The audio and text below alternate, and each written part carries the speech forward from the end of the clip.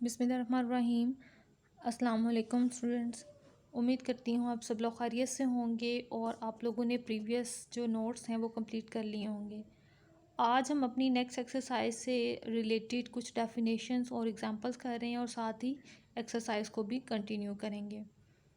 तो first important definition है हमारे पास बेसिस के हवाले से, क्योंकि नेक्स्ट हमारी एक्सरसाइज जो है उसमें हम बेसिस बनाना सीखेंगे कि बेसिस जो हैं वो क्या होती हैं और उन्हें कैसे बनाया जाता है।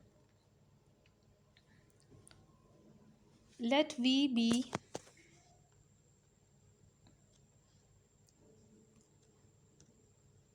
Definition 1। If V is any vector space, यानी ये स्पेस है, and S is equal to v1 v2 up to son vn, a finite set is a finite set of vectors in v, यानी ये हमने v वेक्टर स्पेस में से एक set लिया s, then s is called a basis v if the following two conditions hold। f is linearly independent, यानी पहली condition ये है कि ये सेट हमारे पास लीनियर इंडिपेंडेंट होना चाहिए, और सेकंड कंडीशन ये है हमारे पास कि वो स्पैन करता हो v के एलिमेंट्स को, यानी v में बाकी वाले जो एलिमेंट्स मौजूद हैं ये s के एलिमेंट्स उसे स्पैन करते हों। स्पैन का मतलब क्या है कि लीनियर कम्बिनेशन बनाते हुए v के एलिमेंट्स को जनरेट करें। ठीक है, जैसे मैं लिखती हूँ यहाँ पे अगर 2 हो प्लस 3 और ये इज़ इक्वल टू 5 एलिमेंट हो v का, और 2 और 3 ये एलिमेंट्स हो जाएं s के, और अगर यहाँ से थोड़ी सी नोटेशन और मैं चेंज कर दूँ इस वे में, 2 माइनस ये a1 है एक्चुअली, ठीक है a1, और यहाँ पे ये a2 और ये 3 से मल्टीप्लाई, और आंसर आ जाए हमारे पास कुछ भी एक्स्ट्रा -6 कह लेते हैं। तो अब ये -6 हमारे पास रियल नंबर का एलिमेंट है, और इस कंडीशन को देखते हुए जो ये 2 और 3 हैं, अगर ये एस सेट के एलिमेंट्स हैं और हमें ये 2 कांस्टेंट नंबर्स मिल जाएं, a1 और a2 ये कुछ कांस्टेंट नंबर्स हैं, अगर ये हमें मिल जाएं कि ये पूरी इक्वेशन कैलकुलेट होने के बाद आंसर हमें 6 दे, कुछ ऐसी a1 और a2 की हमें वैल्यूज़ मिल जाएं, तो ये कंडीशन क्या करती होती है, ये स्पैन बनाती हैं हमारे पास। ठीक है, जो आपने प्रीवियस लेक्चर में लीनियर कम्बिनेशन पढ़ा है, यहाँ पर स्पैनिंग भी हम उसी को कहेंगे। ठीक है, ये उसी की तरह की हमारे पास एक चीज़ है स्पैनिंग भी। लेकिन स्पैनिंग में क्या होता है, हर एलिमेंट जनरेट होता है, यानी हर एलिमेंट की लीनियर कम्बिनेशन पॉसिबल होती है। अब एस स्पैन वी का मतलब है कि वी का हर एलिमेंट जो है वो इसकी लीनियर कम्बिनेशन से इजीली बनाया जा सकता है। ओके जी, ये थी हमारे पास हमारी फर्स्ट डेफिनेशन, ये आपने याद भी कर लेनी है। नेक्स्ट हमारे पास ये एक इम्पोर्टेंट थ्योरम है, uniqueness of basis representation. Let S is equal to v1 v2 up to son vn is a basis for a vector space v,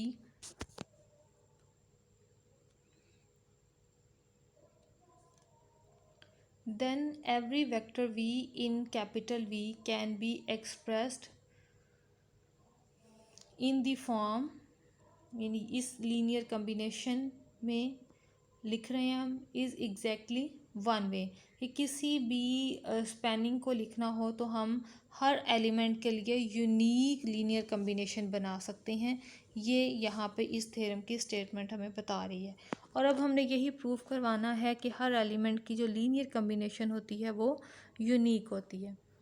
तो प्रूफ में हम सबसे पहले 2 ले लेते हैं कांस्टेंट नंबर्स का set. Since S spans V, it follows from the definition of a spanning that every vector in V is expressible as a linear combination of the vectors in S। ठीक हो गया, यानी S के elements के साथ वो linear combination बनाते हों। To see that there is only one way to express a vector as a linear combination of the vectors in S. Suppose that some vector v can be written as this. यानी एक vector v जो है वो different constants के साथ इस तरह से लिखा जा सकता है। बाकी v1 up to son vn जो है ये तो सेम रहेंगे, क्योंकि हमारे पास स्पैन जो सेट s है वो दोनों के लिए सेम अवेलेबल है, और हमने लीनियर कम्बिनेशन बनाना भी v के लिए है। अगर यहाँ डिफरेंट एलिमेंट्स हैं तो वो सिर्फ़ और सिर्फ ये कांस्टेंट ही डिफरेंट हो सकते हैं। तो हमने कांस्टेंट को डिफरेंट करते हुए कहा कि ये हमारे पास v के लिए 2 डिफरेंट लीनियर कम्बिनेशंस हैं, लेकिन एक्चुअल में हमने प्रूफ क्या करवाना है कि v जो है उसके लिए यूनिक लीनियर कम्बिनेशन है। तो कंट्राडिक्शन के अकॉर्डिंगली हम ये प्रूफ करेंगे। ओके जी, अब ये हमारे पास दो इक्वेशंस हैं, ये और ये दोनों को माइनस करवा दें। दोनों को देखें, जब माइनस करवाएंगे तो ये रिज़ल्ट आ जाएगा। v1 वाले एलिमेंट्स आपस में माइनस v2, और इसी तरह vn के एलिमेंट्स आपस में ज़ीरो। और अब देखें ज़रा, दोनों साइड्स के एलिमेंट्स को कंपेयर करवाया जाए तो वेक्टर तो ज़ीरो नहीं होंगे, कांस्टेंट ही ज़ीरो होंगे, क्योंकि बेसिस कहती है हमारे पास, बेसिस की जो फर्स्ट कंडीशन है वो हमें ये बताती है कि जितनी भी लीनियर कम्बिनेशन हो और यहाँ ज़ीरो हो तो ये हमारे पास लीनियरली इंडिपेंडेंट केस में आती हैं। और लीनियरली इंडिपेंडेंट केस हमारे पास क्या है कि जितने भी ये कोफिशिएंट्स आ रहे हैं इन वेक्टर्स के वो तमाम इक्वल टू ज़ीरो होने चाहिए। सो ये हमारे पास ज़ीरो के इक्वल आते गए, तमाम के तमाम कांस्टेंट को हमने ज़ीरो के इक्वल कह दिया। अब ये c1 is equal to k1, और ये हमारे पास तमाम कांस्टेंट जो हमने डिफरेंट लिए थे अपनी तरफ से वो हमारे पास सेम हो रहे हैं। यानी अगर हम कोई सी 2 लीनियर कम्बिनेशंस को भी बनाएंगे तो वो एक्चुअल में सेम होगी, वो एक दूसरे से डिफरेंट लीनियर कम्बिनेशन बना ही नहीं सकते।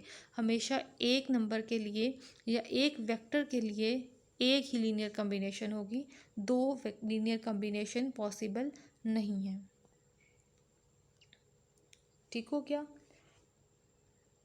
डेफिनेशन 1 की कंडीशन यहाँ पर यूज़ हुई कि ये हमारे पास सारे के सारे इस पे लीनियर इंडिपेंडेंट कंडीशन के तहत ये कोफिशिएंट्स जो हैं ये ज़ीरो हुए। नेक्स्ट है हमारे पास definition 2, if s is equal to v1 v2 up to so on vn is a basis for a vector space v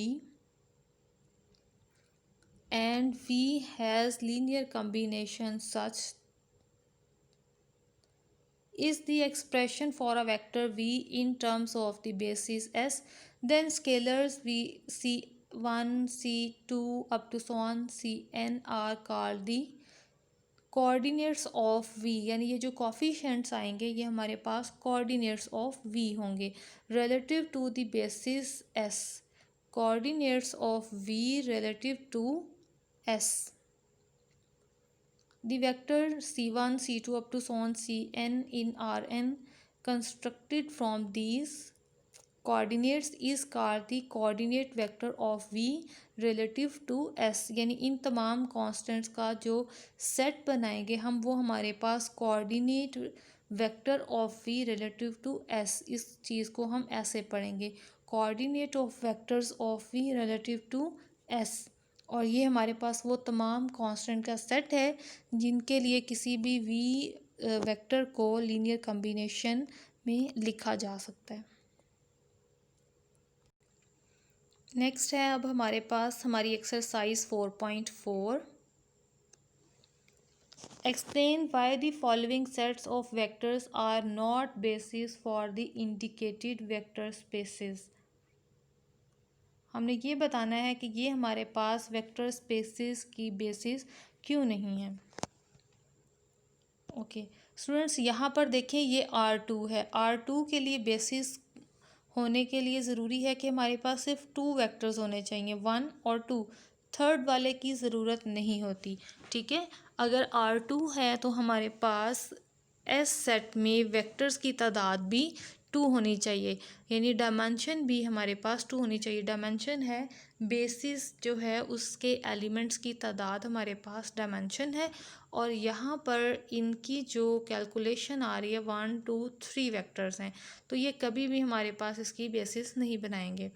further B point में देखें R3 है, अब इसके लिए यहाँ पर 3 वेक्टर होने चाहिए जो R3 की बेसिस बनाना चाह रहे हैं, लेकिन यहाँ पर कितने अवेलेबल हैं, U1 एंड U2, लेकिन थर्ड वेक्टर जो है वो यहाँ मिसिंग है, इसलिए यहाँ पर ये भी कंडीशन जो है बेसिस की सेटिस्फाई नहीं हुई। नेक्स्ट हमारे पास P2 है, तो P2 के लिए भी 3 होनी चाहिए हमारे पास, और यहाँ पर क्या आ रहा है P1 एंड P2, जबकि P3 भी होनी चाहिए। P2 का मतलब है कि हमारे पास सेकंड डिग्री तक 3 टर्म्ड वैल्यूज़ होनी चाहिए, ठीक हो गया। फर्स्ट ये वाली, सेकंड ये वाली, थर्ड वाली जो है वो यहाँ पर भी मिसिंग है। और डी में हमारे पास है M22 के लिए हमने फाइंड आउट करना है, तो M22 के लिए हमारे पास कैलकुलेशन होना ज़रूरी है। यहाँ पर फोर मैट्रिक्सेस होनी चाहिए, तो यहाँ पर कितनी अवेलेबल हैं, 1 2 3 4 5, तो एक एक्स्ट्रा भी अगर आ गई तो ये हमारे पास बेसिस नहीं बनाएंगी, ठीक हो गया। तो ये भी इसलिए यहाँ पर कंडीशन फेल कर रहा है। ये छोटे से MCQ क्वेश्चन ही हैं।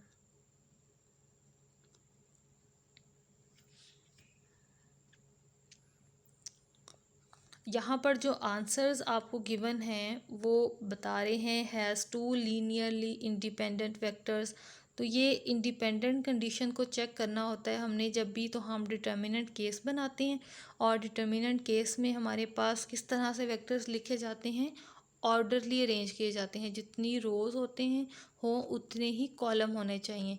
लेकिन ऊपर जो हमें गिवन डाटा दिया हुआ है इसके अकॉर्डिंगली अगर यहाँ पे देखिए इनको अरेंज करें हम 1 2 और 0 3 2 7, 3 रोज़ आ रही हैं और 2 कॉलम आ रहे हैं, दैट इज़ नॉट इक्वल।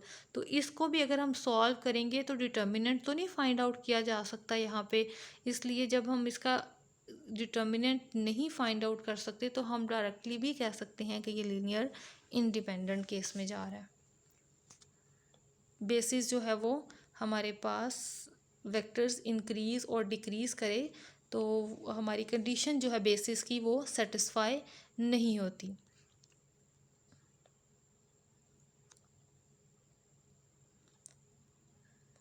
और एक और बात आपको बता दूं ताकि आपको बाकी हर छोटी छोटी पॉइंट्स भी आपके क्लियर हों, आंसर्स में आपको सॉल्यूशन इस पॉइंट में दिया है कि क्या पॉसिबिलिटी है R2 के लिए जो बेसिस बनने की उसमें 2 वेक्टर्स ही आएंगे तो वो लीनियरली इंडिपेंडेंट होंगे, R3 की बेसिस में 3 वेक्टर्स आएंगे तो वो लीनियरली इंडिपेंडेंट है।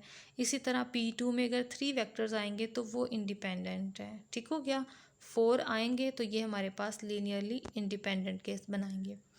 विच of the following sets of vectors are basis for R2, basis बनाने के लिए हम अब 2 कंडीशंस थी हमारे पास वो चेक करेंगे। First condition is linearly independent and the second condition is spanning, कि वो हमारे पास वेक्टर स्पेस V को स्पैन करते हों, वेक्टर स्पेस V के एलिमेंट्स को जनरेट करते हों linear combination, different linear combination के थ्रू हर एलिमेंट जो है वो जनरेट हो रहा हो।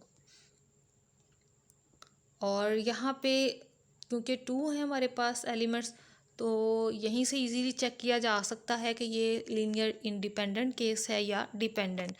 अगर तो ये स्केलर मल्टीपल होंगे एक दूसरे के तो ये डिपेंडेंट हैं, और अगर ये स्केलर मल्टीपल नहीं है तो ये इंडिपेंडेंट है। तो ऑब्वियसली ये स्केलर मल्टीपल नहीं है, यानी देखिए अगर मैं 2 और 1 को किसी भी नंबर से मल्टीप्लाई करवाऊँ क्या ये वेक्टर मेरे पास आएगा, बिल्कुल भी नहीं आएगा। तो ये मेरे पास पहली कंडीशन सेटिस्फाई हो गई।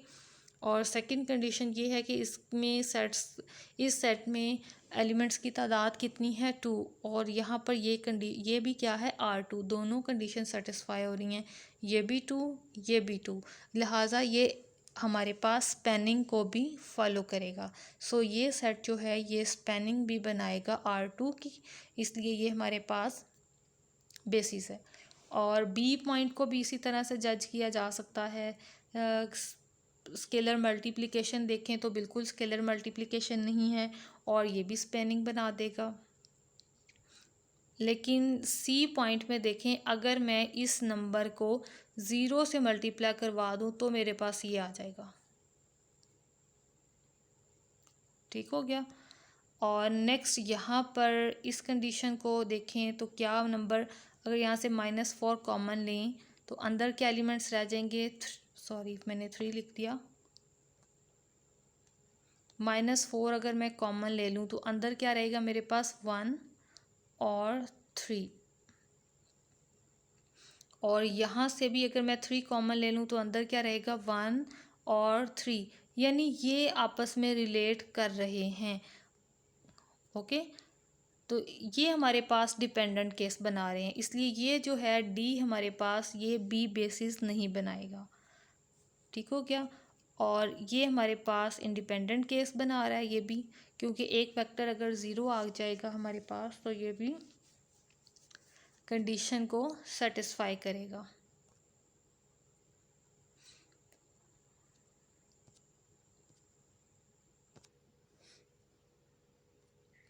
ठीक हो गया। मोर प्रिसाइसली इस चीज़ को एक्सप्लेन करने के लिए ये डेफिनेशन ही सबसे बेहतरीन है कि इसी को डिटर्मिनेंट केस में लिखें और डिटर्मिनेंट फाइंड करें तो क्या आ गया, 0। और जब 0 डिटर्मिनेंट आता है तो हमारे पास डिपेंडेंट होता है या इंडिपेंडेंट, ऑब्वियसली डिपेंडेंट, तो ये हमारे पास भी डिपेंडेंट केस में चला जाएगा।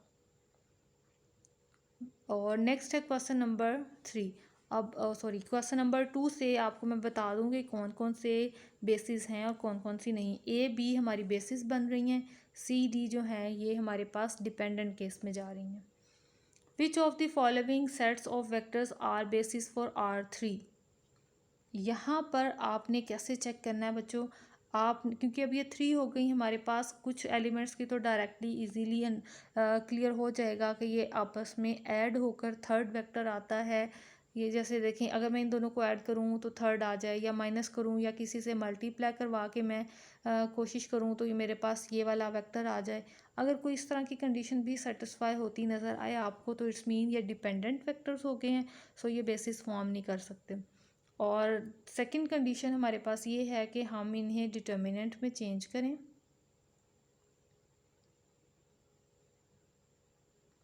डिटर्मिनेंट फाइंड करें,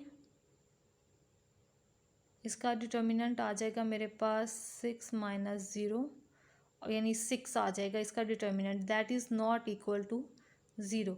और अगर हमारा डिटर्मिनेंट इक्वल टू 0 आ जाएगा तो ये डिपेंडेंट केस है, और अगर हमारा डिटर्मिनेंट नॉट इक्वल टू 0 आएगा तो इट्स मीन ये इंडिपेंडेंट केस है। और जब इंडिपेंडेंट केस आएगा तो आपके पास ऑब्वियसली बेसिस की फर्स्ट कंडीशन सेटिस्फाई हो जाएगी। और फिर सेकेंडली आपने ये देखना है एलिमेंट्स की तादाद कितनी है और यहाँ पर डिग्री कितनी है। दोनों अगर सेम हो जाएंगे तो इट्स मीन ये स्पैन भी करेगा। ठीक है, आप इसको इन वर्ड्स लिख सकते हो as the number of elements in this set is equal to number of space. ठीक है, डायमेंशन या नंबर ऑफ डिमेंशन कह सकते हैं आप, number of elements in set is equal to the dimension of the space, so this span R3, this vector span R3। ठीक हो गया। अब देखें ज़रा बी पार्ट को। बी पार्ट में भी आपने उसी तरह डिटर्मिनेंट में चेंज कर लेना है और अपने क्वेश्चन के आंसर्स को देखना है आपने कि 0 आता है या नॉन ज़ीरो आता है। ठीक हो गया, इस सारे मेथड को यही है, बाकी हर एक में 3 ऑर्डर के एलिमेंट्स ही हैं। यहाँ पर देखें बच्चों सी पार्ट में, अगर यहाँ पर मल्टीप्लाई करवाया जाए 2 को, ये आ जाएगा, और फिर माइनस कर दिया जाए ये, देखिए 4 - 4 0, -6 - 1 -7, 1 - 1, सॉरी यहाँ पे नहीं, मैंने 2 मल्टीप्लाई करवाया, 2 -1 1, तो ये देखें ये वाला वेक्टर बन गया लास्ट वाला। तो जब इस तरह की कंडीशन हमें इजीली मिल भी जाएगी तो भी हम यही कहेंगे कि ये डिपेंडेंट केस है, और वहीं से हम बात अपनी ख़त्म कर सकते हैं कि ये बेसिस फॉर्म नहीं करते। ठीक हो गया।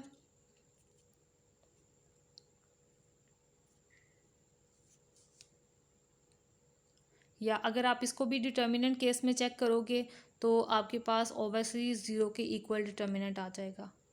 डी पार्ट में भी ये डिपेंडेंट केस ही मुझे नज़र आ रहा है कि ये डिपेंडेंट केस ही है। देखिए इजीली इन दोनों को सब्ट्रैक्ट करवाएं तो आपके पास ये वाला आ जाएगा। ठीक हो गया। सो यहाँ पे ये सी और डी ये दोनों डिपेंडेंट केस में चले गए हैं, और जब ये डिपेंडेंट केस में चले गए हैं इट्स मीन ये भी बेसिस को कंप्लीट नहीं करेंगे। क्वेश्चन नंबर 4 है विच of the following forms basis for P2, और P2 के लिए बेसिस बनानी है, कंडीशन वही है। हमने चेक करना है क्या कोई सी दो पोलिनोमियल ऐड सब्ट्रैक्ट या मल्टीप्लाई बाय स्केलर होकर कैलकुलेशन के बाद थर्ड के इक्वल आती है या नहीं आती।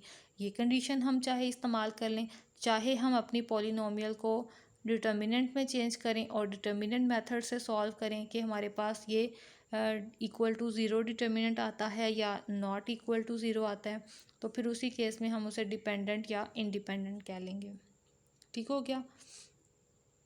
आपने जैसे इसी को अगर डिटर्मिनेंट में चेंज करना है तो आप कैसे करोगे, 1 -3 2 1 1 4 1 -7 0। अब आप इसका डिटर्मिनेंट निकाल लें। ठीक है, हर एक में 3 होने चाहिए, तो ओबियसली हर एक में ही यहाँ पे हमारे पास 3 ही हैं। सो ये डायमेंशन सेम आ रही है और स्पैन हो रहा है। बस आपने फर्स्ट कंडीशन चेक कर लेनी है कि ये डिपेंडेंट है या इंडिपेंडेंट है।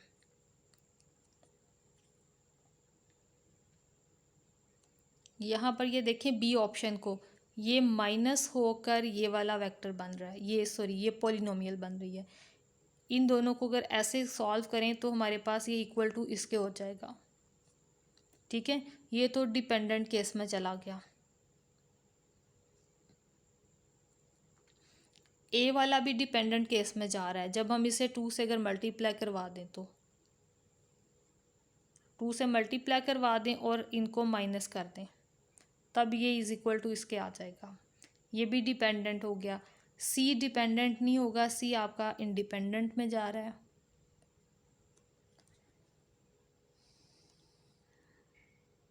और आई थिंक सो डी भी डिपेंडेंट है। डी के बारे में आपने मुझे अपने कमेंट में बताना है कि क्वेश्चन नंबर 4 का जो डी पार्ट है वो डिपेंडेंट आया है या इंडिपेंडेंट आया है। ठीक है, आपने सॉल्व करना है और मुझे बताना है।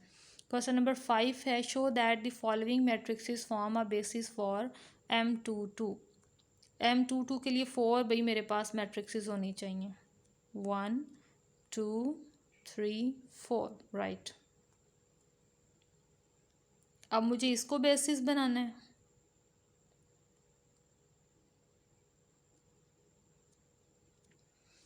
अब इसके लिए आपने इंडिपेंडेंट और डिपेंडेंट को कैसे बनाना है, यहाँ पर देखें सबसे पहला काम आपने ये करना है, इसे ए से मल्टीप्लाई करवा लें, इसे बी से, सी से और इसे डी से, और ये इक्वल टू कर दें ज़ीरो। ये ज़रा स्पेस कम है इसलिए मैं बस ऐसे करके शो कर रही हूँ आपको। ठीक हो गया। अब आपने और यहाँ पर ऐड, ये आपका देखें ये लीनियर कॉम्बिनेशन में बन गया। अब हमें एक्चुअली फाइंड करना है ये कि ये लीनियर इंडिपेंडेंट है या डिपेंडेंट है। तो इसके लिए क्या है, अगर तो A B C D equal to आ गए ज़ीरो के तो इट्स मीन इंडिपेंडेंट है। अगर इनमें से एक भी ज़ीरो के इक्वल नहीं आता तो फिर ये डिपेंडेंट केस है। और अब मैट्रिक्स की डेफिनेशन के मुताबिक इसको मैं ऐड करूँगी। ये देखें 3A प्लस, यहाँ पर तो b जब इससे मल्टीप्लाई होगा ज़ीरो हो जाएगा इसलिए लिखने की ज़रूरत नहीं है।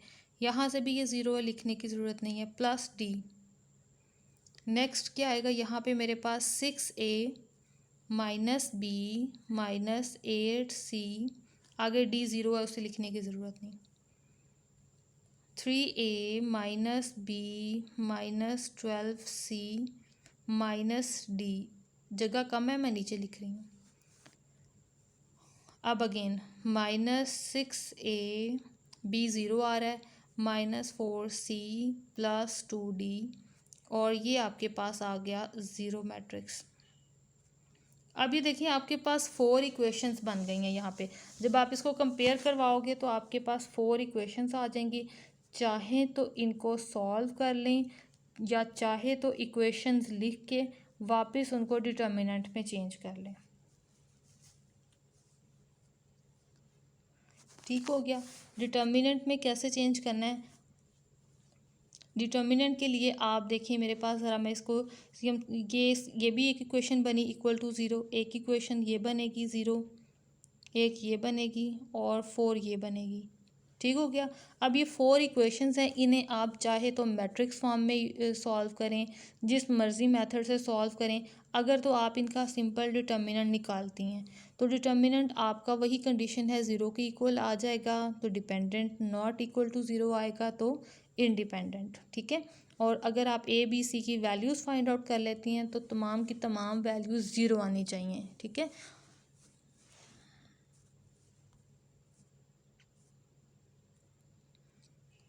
और क्वेश्चन नंबर 5 के बारे में भी आपने मुझे बताना है कि ये आपका इंडिपेंडेंट बना या डिपेंडेंट। ओबियसली इंडिपेंडेंट होगा।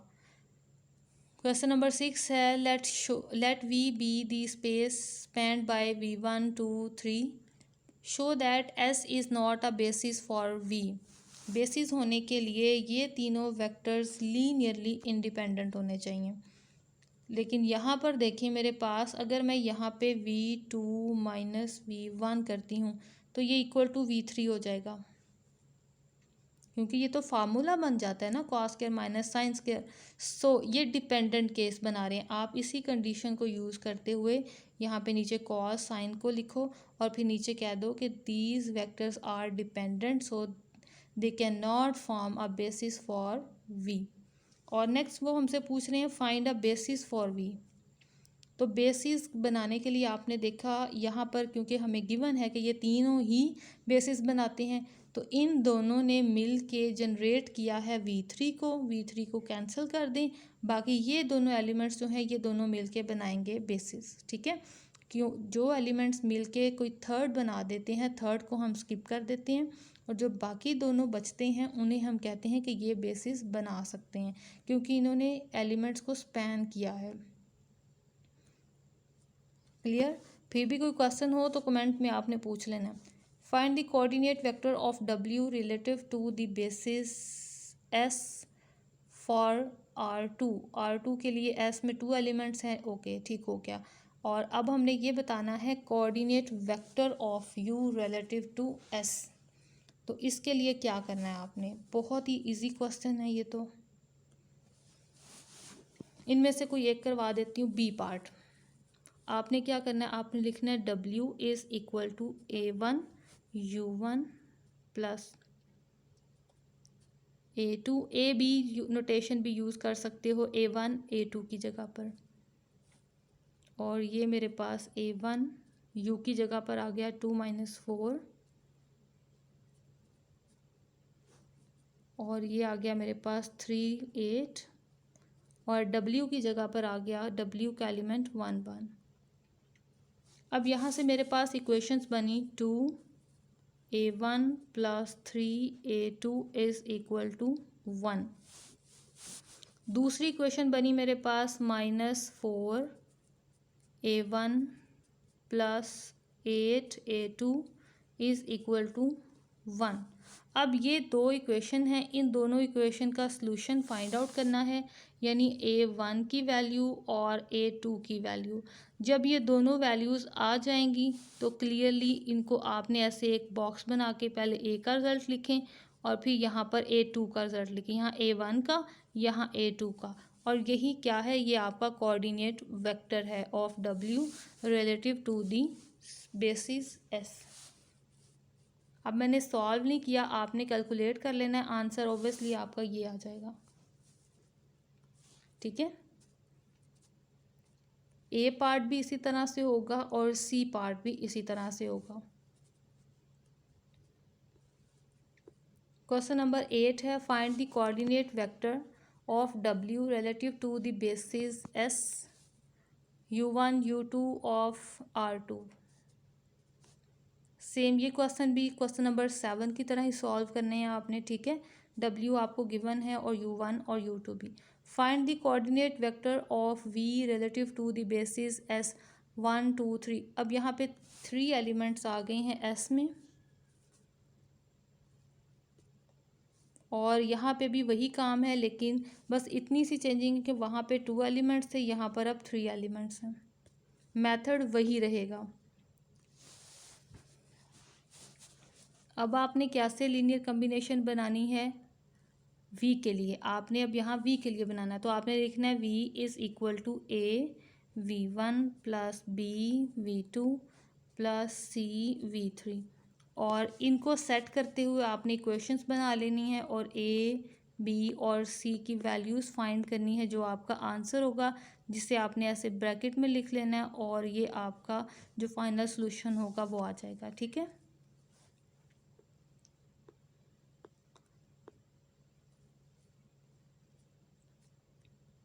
होप सो इजी है कैलकुलेशन इसकी। उम्मीद करती हूँ कि आप लोगों से हो जाएंगे क्वेश्चन। थोड़ा थोड़ा सा मैं आपको आइडिया दे रही हूँ, मेन पॉइंट्स बता रही हूँ, मेथड आपने ऑलरेडी सॉल्व भी किया हुआ है।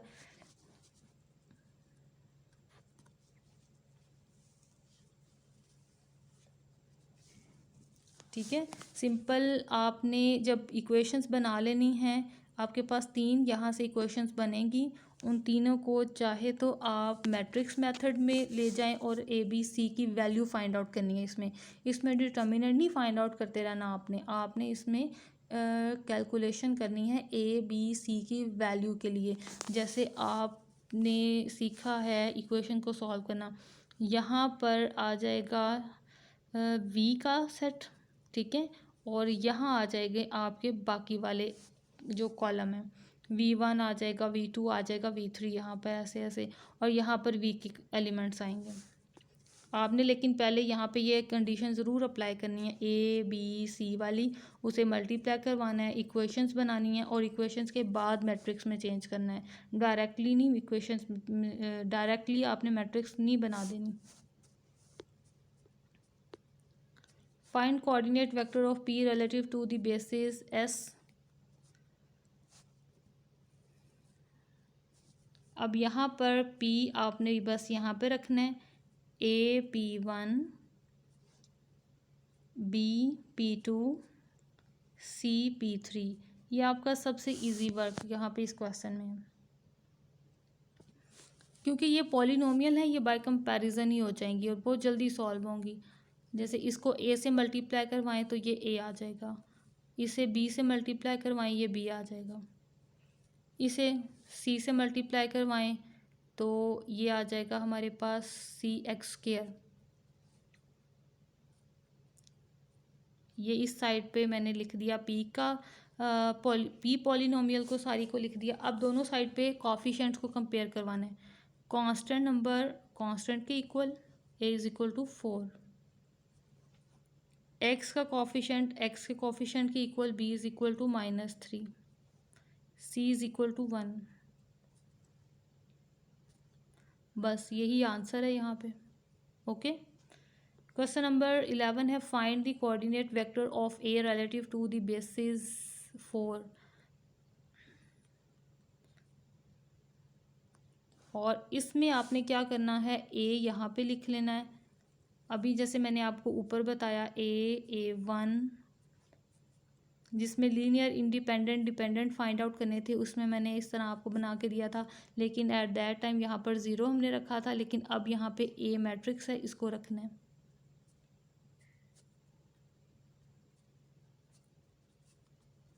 अब A1 A2 A3 इनकी जगह पर आपने इनकी मैट्रिक्सेस लिखनी है, फिर A B C को मैट्रिक्स के अंदर मल्टीप्लाई करवाना है, सारी मैट्रिक्सेस को ऐड कर देना है, फिर दोनों साइड पे मैट्रिक्सेस के आंसर्स को कंपेयर करवाना है। फर्स्ट एलिमेंट यहाँ के फर्स्ट के इक्वल, यहाँ का सेकंड यहाँ के इक्वल, आपके पास 4 इक्वेशंस बन जाएंगी। आपने उन 4 इक्वेशंस को सॉल्व करना है। आपकी मर्ज़ी है मैट्रिक्स में चेंज कर लें उसको, या डायरेक्ट एक्स की वैल्यू निकालें, सॉरी एक्स तो नहीं है, ए बी सी है। ए की वैल्यू निकालें, दूसरी क्वेश्चन में पुट करें, वहाँ से बी की वैल्यू निकालें, दूसरी में पुट करें, चाहे वैल्यूज़ पुट करते हुए इनकी वैल्यूज़ फाइंड आउट करें। लेकिन मकसद यही है कि आपने ए बी सी डी के रिजल्ट्स लिखने हैं। यहाँ पे ये आंसर्स भी आ जाएंगे आपके पास, ए बी सी और ये D. Show that A1 up to so on A4 is a basis for M22 and express A as a linear combination of the basis vector। ये क्वेश्चन मैं आपको खुद करवा दूँगी, थोड़े से लेंथी भी हैं और बल्कि ये नेक्स्ट लेक्चर में करेंगे हम इंशाल्लाह। और क्वेश्चन नंबर 12 और क्वेश्चन नंबर 13 दोनों सेम है, एक ही मेथड से करने हैं आपने। तो इनमें से कोई एक मैं आपको करवा देती हूँ, क्वेश्चन नंबर 12, ठीक हो गया? अभी करवाती हूँ। और नेक्स्ट है एक्सरसाइज 14 और 15। ये क्वेश्चन इसमें है, show that P1 2 3 is a basis for P2 and express P as a linear combination of the bases P1 2 3। Okay ji, question number 14 और 15 ये दोनों एक ही तरह के हैं। इनमें से आपको 14 वाला क्वेश्चन जो है ना, ये मैं भी करवा देती हूँ, ठीक हो गया? अब यहाँ पे सबसे पहले मैं आपको बता देती हूँ बेसिस प्रूफ करवाना। तो ये ए, बल्कि ए बी नोटेशन यूज़ करती हूँ। A1 A3 A4 is equal to 0। अब इनकी जगह पर इनकी जो मैट्रिक्सेस हमें गिवन है वो लिख देते हैं।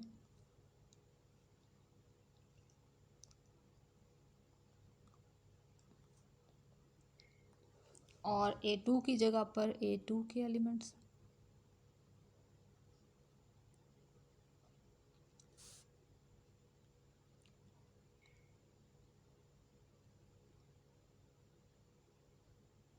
और ये A4 इक्वल टू 0 0। अब हम इन्हें सेट कर लेते हैं। यहाँ पे ये मैं डायरेक्ट सेट कर रही हूँ, आप भी ऐसे ही डायरेक्ट सेट कर सकते हो। A प्लस बी प्लस सी, ये देखिए मैं क्या कर रही हूँ, मैं इनको मल्टीप्लाई करवा रही हूँ और साथ ही ऐड करती जा रही हूँ। डी 0 से मल्टीप्लाई होकर 0 हो गया, इसलिए उसको नहीं मैंने लिखा यहाँ पे।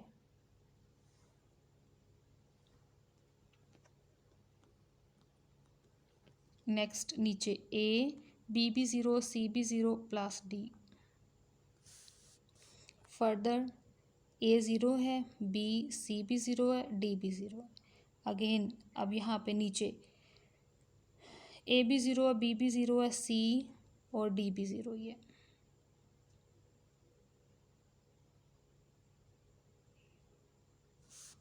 अब इन दोनों को कंपेयर करवा लेंगे। तो ये देखिए कंपेयर इस तरह से करेंगे, ये एक ही क्वेश्चन बनी। बी और सी तो देखें डायरेक्टली कंपेयर करने से 0 आ रहे हैं, B equal to 0 and C equal to 0। और अगर मैं यही वैल्यू इसी ऊपर वाली क्वेश्चन में पुट करूँ तो मेरे पास क्या आ जाएगा, ए बी इक्वल टू 0 आ जाएगा। और नेक्स्ट है मेरे पास ए प्लस डी इक्वल टू 0। अब क्योंकि मेरे पास ए भी इक्वल टू 0, अगर मैं यहाँ 0 पुट करूँ तो डी भी क्या आ जाएगा, 0। और ये तमाम के तमाम कांस्टेंट नंबर 0 हो गए। इट्स मीन ये लीनियर इंडिपेंडेंट है। और इन तमाम जो मैट्रिक्सेस हैं इनकी तादाद हमारे पास चेक करें 4 थी, और M22 के लिए हमने मैयर करना था, तो दोनों हमारे पास डायमेंशन दोनों की सेम आ रही है, इसलिए ये हमारे पास बेसिस बनाते हैं। ठीक है, ऊपर वाले क्वेश्चन भी जो मैंने आपको बताए हैं वो आपने इसी तरह से सॉल्व करने हैं। ओके, अब हम ये बताना चाह रहे हैं कि इस तमाम की जो वैल्यू है वो ए की इक्वल अगर रखी जाए तो ये कांस्टेंट कैसे चेंज होते हैं।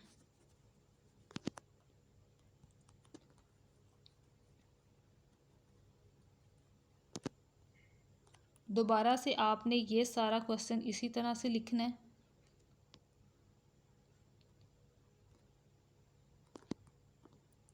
ठीक है, इसी तरह से आपने ये सारा क्वेश्चन लिखना है, लेकिन इस बार यहाँ पर ए लिखना है। और यहाँ पर ए मैट्रिक्स के एलिमेंट 6 2 5 3। अब हम इसके लिए इक्वेशंस बनाएंगे दोबारा से।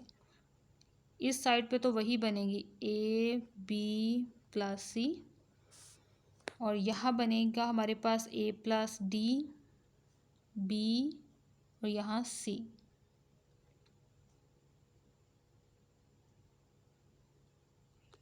और बाय कंपैरिजन हमारे पास वैल्यूज़ आ गई यहाँ पे। A plus B plus C equal to 6, B equal to 2, C equal to 3। अब ये दोनों वैल्यूज़ यहाँ पुट करते हैं और ए फाइंड कर लेते हैं। 3 + 2 5, तो ए का रिजल्ट आ गया 1। अब फाइंड आउट कर लेते हैं D. A plus D is equal to 5।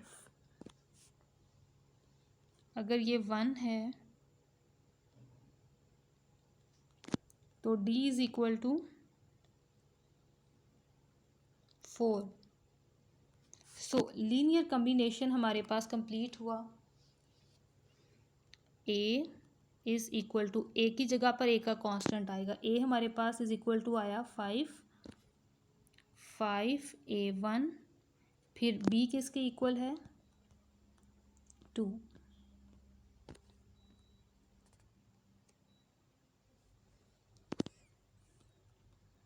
To 3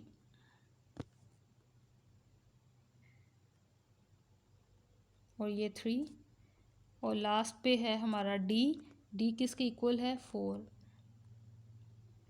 और ये हमारा आंसर हुआ यहाँ पे, राइट। अब इसी तरह जो पी में से मैंने आपको बताया था एक क्वेश्चन, वो आपको सॉल्व करके बता दूं। P1 हमारे पास है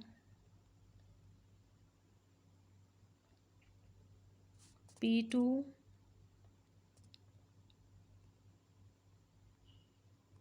P3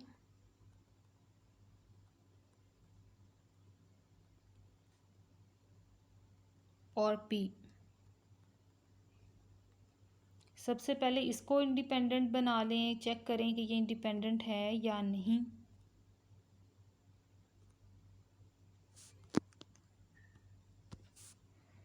for independent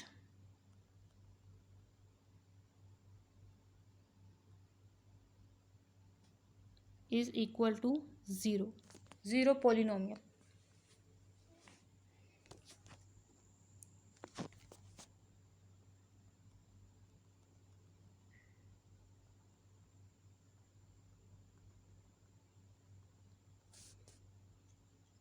in polynomials की जगह इनकी वैल्यूज़ मैं सब्स्टिट्यूट कर रही हूँ।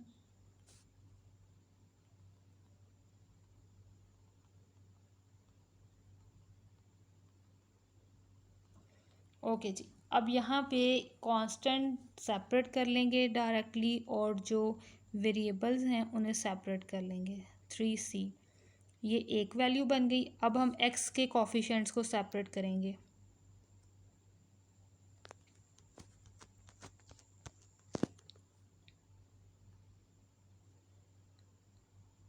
To A plus 9b plus 3c, और ये x बाहर। अब x स्क्वायर के कोफिशिएंट्स को लिखेंगे a plus 4c x square equal to 0। अब दोनों साइड पे अगर कंपेयर करवाएं तो देखें कांस्टेंट भी किसके इक्वल आएगा 0। यहाँ पे इंग्लिश में लिख लीजिएगा फॉर कंपेयरिंग, या बाय कंपेयरिंग लिख लीजिएगा।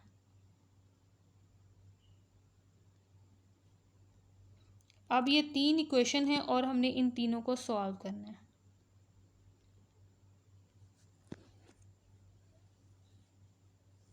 सॉल्व कर लें, चाहे डिटर्मिनेंट निकाल लें। चलें जी, डिटर्मिनेंट निकाल लेते हैं। यहाँ पे 1 2 3 2 9 3 104। रो ऑपरेशन अप्लाई करें,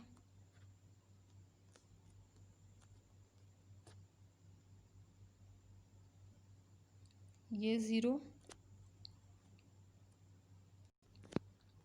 और ये मैंने R2 के लिए रो ऑपरेशन अप्लाई करवाया है यहाँ पे, R2 माइनस 2R1 और R3 माइनस R1। तो ये ऑपरेशंस अप्लाई करवाने के बाद यहाँ रिज़ल्ट बना 5 माइनस 3।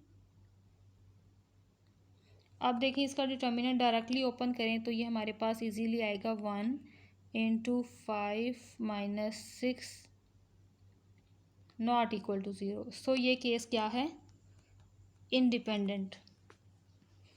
और ऑब्वियसली ये डायमेंशन भी सेम बनाता है, इसलिए हमारे पास ये सेटिस्फाई कर रहा है, यानी बेसिस बना रहा है। अब हम इस कंडीशन को सॉल्व करेंगे।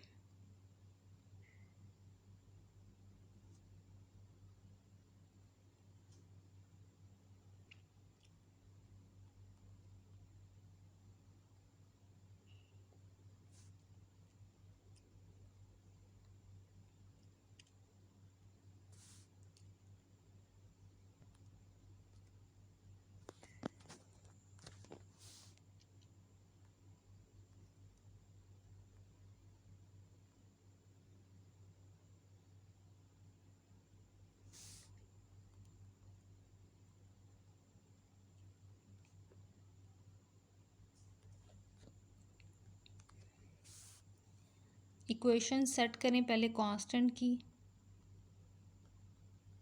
ये कांस्टेंट। अब एक्स के कोफिशिएंट्स को अरेंज कर लें,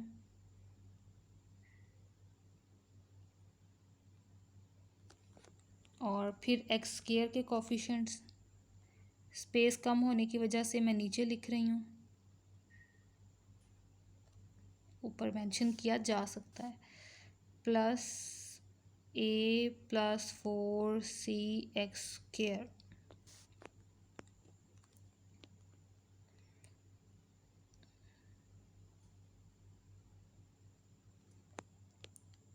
अब कांस्टेंट और बाकी वेरिएबल्स को कंपेयर करवा लें तो ये हमारे पास इक्वेशंस बनेंगी।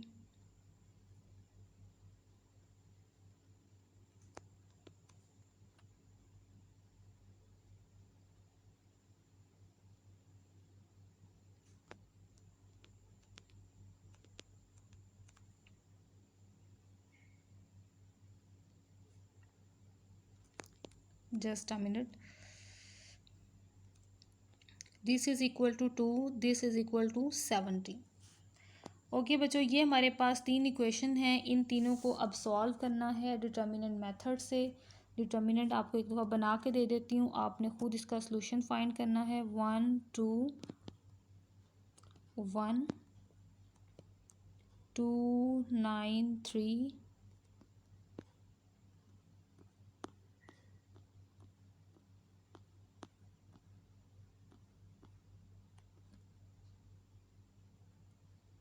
104। और ये लाइन 217 माइनस 3। यहाँ से अब आपने इसका सॉल्यूशन फाइंड करना है और वही आपके लिए फाइनल सॉल्यूशन होगा। जिस तरह अभी मैंने क्वेश्चन नंबर 12 में यानी इसी से प्रीवियस जो क्वेश्चन मैंने आपको करके दिखाया, मैंने ए बी सी की वैल्यूज़ को फाइनल लास्ट पे एक लीनियर इक्वेशन बना के दिया, वैसे ही आपने ए बी सी को अपने इस रिज़ल्ट की जगह पे पुट कर देना है। सिर्फ ए बी सी के रिज़ल्ट को यहाँ पुट कर देना है और यही आपका आंसर होगा फाइनल। ठीक हो गया। होप सो कि आपको मेथड समझ आया होगा और अपने अब ये कंप्लीट करने हैं यहाँ तक क्वेश्चंस भी। अल्लाह हाफिज़। जो न्यू स्टूडेंट्स हैं वो पहले ज्वाइन कर लें, ग्रुप को सब्सक्राइब कर लें और बच्चों लाइक ज़रूर किया करें वीडियो, ठीक है, ताकि मुझे पता चले कि आपको समझ आ गई है, आपने वीडियो देखी है, आपने लेक्चर अटेंड किया है। लाइक ज़रूर किया करें। अल्लाह हाफिज़।